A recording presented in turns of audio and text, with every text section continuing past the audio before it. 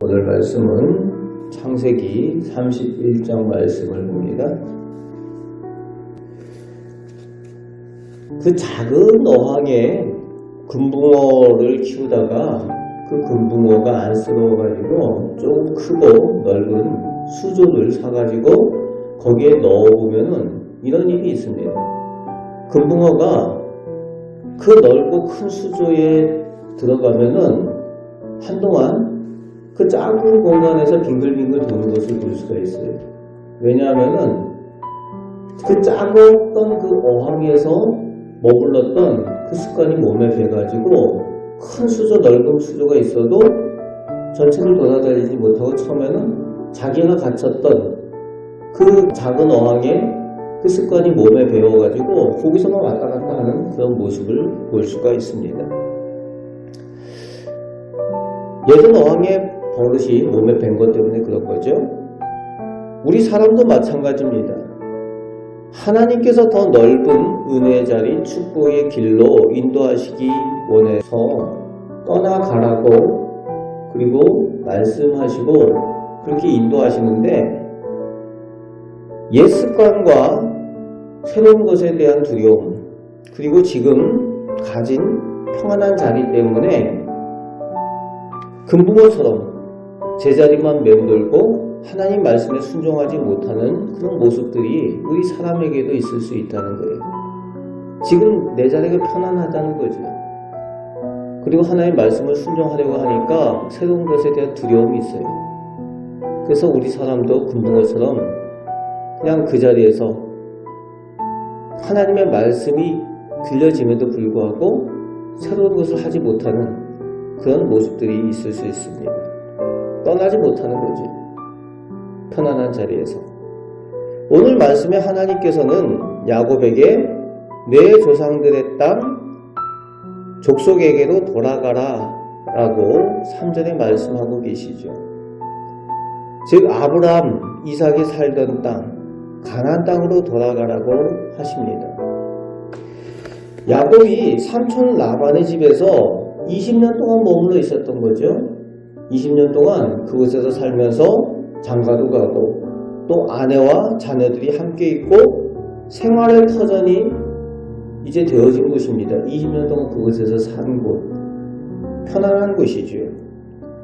그래서 사람은 익숙한 곳에서 떠나길 두려워합니다. 하지만 믿음의 사람은 하나님께서 함께 하시면 어디든 갈 수 있다라는 그 믿는 확신을 가지고 나아가는 사람입니다. 하나님께서 함께 계시겠다라고 또 약속하여 주고 계시는 거지요. 우리도 하나님께서 새로운 사명을 주시고 또 말씀하실 때에 그 믿음을 가지고 하나님께서 함께 하시는 그 믿음을 가지고 하나님께서 말씀하시는 그 자리로 순종의 자리로 나아가시는 우리 성도들 꼭 되시길 바랍니다. 그리고 4절부터 13절 사이에 보면은 이제 야곱이 레아와 라헬을 들판으로 불러다가 가족 회의를 하는 장면이 나옵니다. 하나님께서 하신 말씀을 전하고 있어요. 그럴 때에 16절 말씀에 보니까 레아와 라헬이 야곱이 하는 말에 바로 동의를 합니다. 그리고 평생 살아온 것을 떠나는 것에 대해서 동의를 하고 순종하겠다는 거예요. 야곱은 거기 와서 20년 살았지만 레아와 라헬은 자기 아버지 집안이니까 그리고 태어나서 거기서 평생 살아온 자리가 그 자리일 겁니다. 그런데 하나님께서 야곱에게 주셨다라는 그 말씀 때문에 바로 순종하고 결단하는 것을 볼 수가 있습니다. 순종에는 결단이 필요합니다. 그리고 오늘 하나님의 사람 야곱은 주저하지 않고 가족과 가축을 이끌고 떠나는 모습을 볼 수가 있습니다. 삼촌 라반이 그것을 알면 허락하지 않을 것을 뻔히 알기 때문에 저항할 것을 뻔히 알기 때문에 떠나가는 거죠, 원래. 사람의 그런 조건이나 그런 계산이 아니라 하나님의 말씀을 쫓아 떠나가는 야곱의 순종을 볼 수가 있습니다.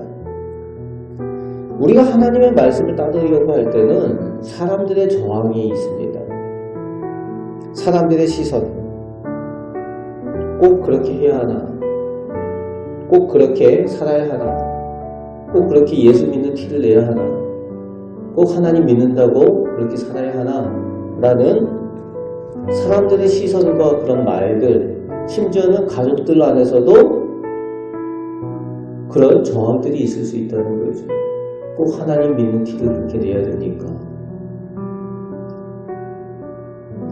하지만 하나님 말씀대로 사는 것이 진정한 축복의 길을 떠나는 것을 아는 사람은 사람들의 그런 조건이나 저항에 오히려 더 하나님의 말씀에 순종하는 것에 결단하는 사람들인 거죠.